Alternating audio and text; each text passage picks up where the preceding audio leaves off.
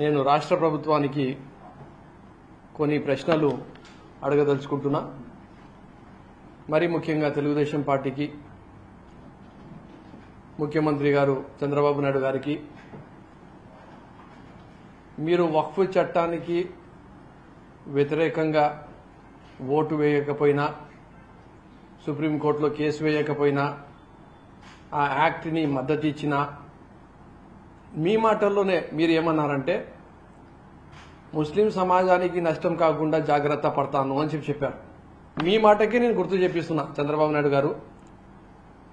మరి జామియా మసీద్ గుంటూరుకి సంబంధించిన 233 ఎకరాలు, కొత్త మల్లాయపాలెం విలేజ్లో ఉన్న 233 ఎకరాలు ఏపీఐఐసి ద్వారా దానిని యాక్వైర్ చేసుకొని వక్ఫ్ బోర్డు నుంచి తీసేసుకొని ఎవరికో ఒకరికి ఇండస్ట్రీస్కి వాళ్ళకి కట్టిపెట్టాలని చెప్పి ప్రయత్నం చేస్తున్నారు. సార్, ఫస్ట్ ఆఫ్ ఆల్ వక్ఫ్ భూమిని మీరు అక్వైర్ చేయకూడదు, అమ్మకూడదు, కొనకూడదు. అది అల్లా ప్రాపర్టీ. దానికి కావాలంటే లీజుకి తీసుకోవచ్చు. రెండోది, ఒకవేళ మీకు నిజంగా వక్ఫ్ బోర్డు పైన కానీ ముస్లిం సమాజం పైన కానీ ప్రేమ ఉంటే, అక్వైర్ చేయాలనుకుంటే దాని మార్కెట్ వాల్యూ ఎంత ఉంటే అంతకు తీసుకుంటారు. లేదంటే ఏదైతే అక్విజిషన్ చేస్తున్నారో దానికి ఓపెన్ యాక్షన్లోనా చేస్తారు. కానీ మీరు ఏం చేస్తున్నారు అంటే, మీకు తెలుసో తెలియదో మరి ఇప్పుడైనా మీరు స్పందించాల్సిన అవసరం ఉంది.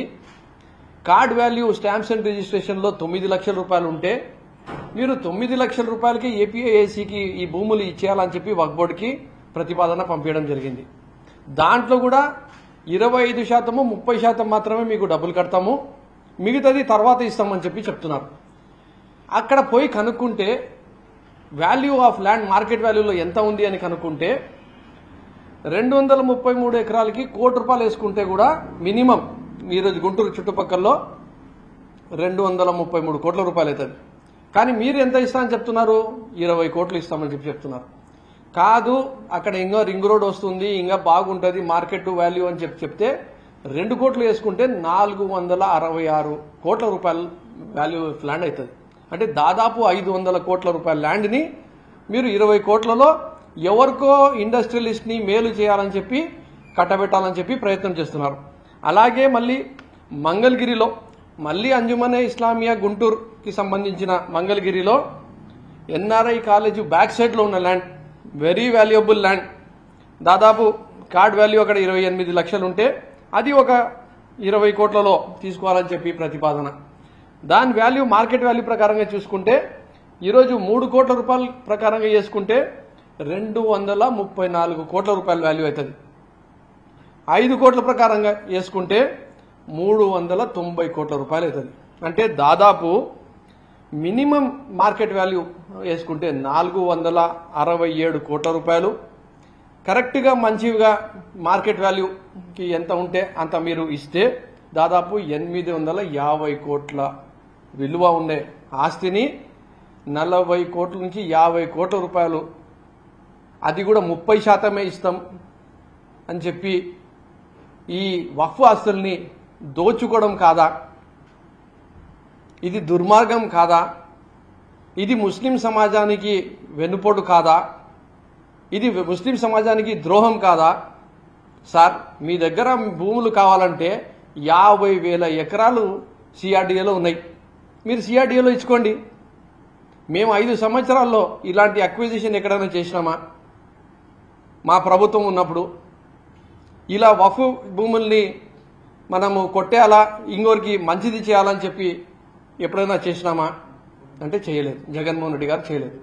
ఈరోజు మీరు ఎవరిని సంతృప్తి చెందడానికి, ఎవరికి మేలు చేయడానికి, ఎవరికి డబ్బులు సంపాదించి ఇవ్వడానికి ఈ ప్రతిపాదన చేస్తున్నారనేది మీరు ఈరోజు ఆంధ్రప్రదేశ్ రాష్ట్రంలో ఉన్న ముస్లిం సమాజానికి చెప్పాల్సిన బాధ్యత ఈరోజు మీ పైన ఉంది.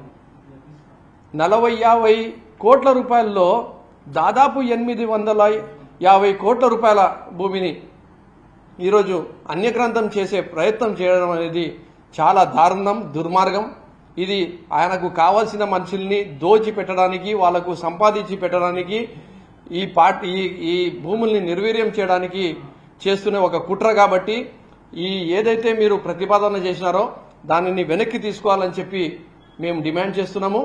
అలాగే మీకు ఇష్టం ఉంటే సిఆర్డీఏ లిమిట్స్లో ఉండే 50,000 ఎకరాల్లో మీరు ఎక్కడ ఇచ్చుకున్నా ఎవరికి ఇచ్చుకున్నా మేము దానికి సిద్ధంగా ఉన్నాము, సపోర్ట్ చేస్తాం డెవలప్మెంట్కి కూడా అని చెప్పి కూడా మీకు తెలియజేసుకుంటూ, జీవో నంబర్ 60 జగన్మోహన్ రెడ్డి గారు తెచ్చారు. వక్ఫ్ భూములు అన్యక్రాంతం కాకూడదు, వక్ఫ్ బోర్డు దగ్గర అంతమంది ఎంప్లాయీస్ లేరు అని జీవో నంబర్ 60 తీసుకొని వచ్చి రెవెన్యూ డిపార్ట్మెంట్కి, మున్సిపల్ డిపార్ట్మెంట్కి, పంచాయతీరాజ్ డిపార్ట్మెంట్కి, స్టాంప్స్ అండ్ రిజిస్ట్రేషన్ డిపార్ట్మెంట్కి కూడా ఈ భూములు అన్యక్రాంతం కాకూడదు, ఈ భూములపైన మీరు ఎలాంటి పర్మిషన్స్ కూడా ఇవ్వకూడదు అని చెప్పి కూడా చట్టం తీసుకుని రావడం జరిగింది. మరి ఈ రోజుకి కూడా జీవో నంబర్ 60 ఉంది. నేను అధికారులకు కూడా చెప్తున్నది ఒకటే, వక్ఫ్ యాక్ట్ ప్రకారంగా 51 సెక్షన్ ప్రకారంగా చూసుకుంటే కూడా ఇది తప్పైతుంది. జీవో నంబర్ 60 ప్రకారంగా చూసుకుంటే కూడా ప్రొటెక్షన్ చేసే బాధ్యత మీ వక్ఫ్ బోర్డు చైర్మన్ గారు, సిఇఓ గారి నుంచి ప్రతి ఒక్కరిది కూడా ఉంది అని తెలుపుకుంటూ, ఇలాగే కర్నూలులో కూడా సర్వే నంబర్ 151 సంతోష్ నగర్ దగ్గర కర్నూలు సిటీలో కొంతమంది దాదాపు 10-15 ఎకరాల్లో 2 సెంట్లు భూములు ప్లాటింగ్ లెక్క చేసేసి 30,000 రూపాయల నుంచి 40,000 రూపాయలు వాళ్ళ దగ్గర నుంచి వసూలు చేసి అమ్మేసే ప్రయత్నం చేస్తున్నారు. సో గుంటూరు జిల్లా కలెక్టర్ గారు ఉండని, కర్నూలు జిల్లా కలెక్టర్ గారు ఉండని, వక్ఫ్ బోర్డు అఫీషియల్స్ ఉండని, గౌరవ ముఖ్యమంత్రి చంద్రబాబు నాయుడు గారు ఉండని వక్ఫ్ భూముల్ని కాపాడేటట్టు చర్యలు తీసుకోవాలని చెప్పి వైఎస్ఆర్ కాంగ్రెస్ పార్టీ తరపు నుంచి డిమాండ్ చేస్తున్నాం. Please subscribe .news.